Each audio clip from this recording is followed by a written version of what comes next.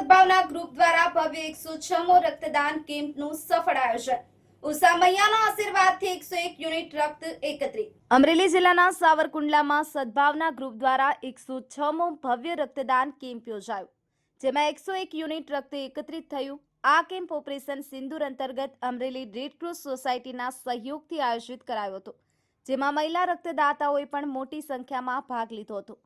છેલ્લા 24 વર્ષથી કાર્યરત સદભાવના ગ્રુપ હવે આગામી 1 જૂન 2025ના રોજ અત્યાધુનિક સુવિધાઓથી સજ્જ ઇકો મિની આઈસીયુ એમ્બ્યુલન્સનું લોકાર્પણ કરશે, જે જરૂરિયાતમંદ માટે તાત્કાલિક સેવા પૂરી પાડશે।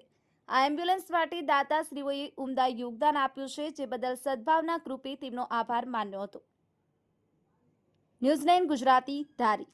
સદભાવના ગ્રુપ દ્વારા રક્તદાન કેમ્પનું આયોજન કરવામાં આવ્યું હતું અને તેમાં આપણે યુદ્ધની કટોકટી યુદ્ધની પરિસ્થિતિમાં મેં રક્તદાન કર્યું હતું અને રક્તદાન બધાએ કરવું જોઈએ, એ દેશની એક પ્રકારની સેવા છે। પરમ પૂજ્ય ઉષા મૈયાના આશીર્વાદથી સદભાવના ગ્રુપ છેલ્લા 24 વર્ષથી સેવાકીય પ્રવૃત્તિઓ કરે છે। એમાં 8 હેલ્પલાઇન અલગ અલગ ચલાવવામાં આવે છે। આ સંદર્ભે બ્લડ હેલ્પલાઇન માટે હર 3 મહિને વર્ષમાં હર 3 મહિને એટલે કે 1 વર્ષની અંદર 4 કેમ્પ કરવામાં આવે છે।